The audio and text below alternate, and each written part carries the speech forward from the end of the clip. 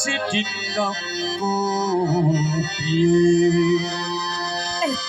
ලන්විලා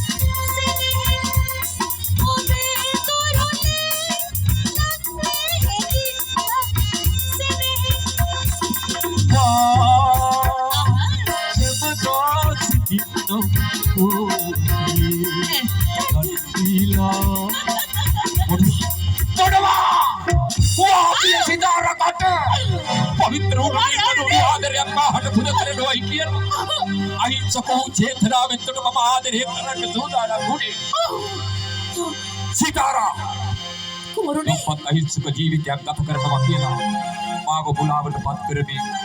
තෝ සූදානම් ගියේ මීට පෙර මා වැනි රාජකුමාරවරු බුලාවේ දාගත්තා හා සමාන මාවත් ඒ බුලාවට අසුවේ කියලා. සීතාරා එහෙමනම් කියා පිය මහා රාජකුමාරවරු රාජකුමාරිකාවන් පළදන්ට වාසනාව තිබෙන වටිනාකමින් යුක්ත රන්තැල්ලත්තෝ වගේ දුක්කර ජීවිතයක් ගත කරන කාන්තාවකට ලැබුණේ කියලා. හොඳයි. ඒක අපේ පැනල. පාවඩ පිළිතුරු ලබා දෙන්නක් කුමරුනේ. ඒක කොතන මතක තියාගන්න ඕනේ. ඔබ කියන ආකාරයට දකින්න ඒසුරු කරන කෙනෙක් නෙවෙයි මම. සීතාරා. ඔව්. පාවඩ තොපවැනි කාන්තාවන් මේ ජන සමාජයෙන් තුනන් කළ යුතුයි. අහිංසක තනුර ජීවිත විනාශ කරන තොපවැනි වෛශ්‍යාවන් කණිකාවන් සසර ස්ත්‍රියන් සෝමනියා පර ස්ත්‍රියන් තොපවැනි පර ස්ත්‍රියකට වෛශ්‍යාවකට කණිකාවකට මම ආදරය කරන්නේ නැහැ. හැබැයි තෝ රාජ උදහසට පත් කරනවා. මහරාජ ගෙදරට අරගෙන ගිහිල්ලා තොපවැනි පර ස්ත්‍රියන් මේ ජන සමාජයේ විනාශ කරනවා. සුරා කරනවා. ඔබ ඔය පවසන පරිද්දෙන් මම වෛශ්‍යාවියක් නෙවෙයි.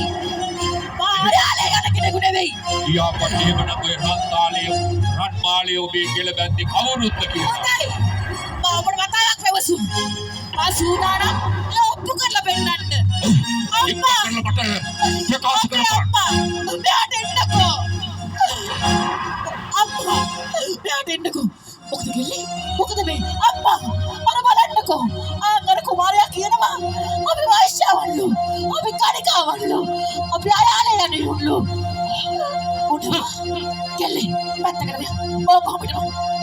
යඩි තමන්ගේ කුසින් මදාපු දරුවෙකුටද ආඩම්බරකමින් ඔයගනික් රැකියාවක් ලබා දුන්නේ. අම්මා කරපු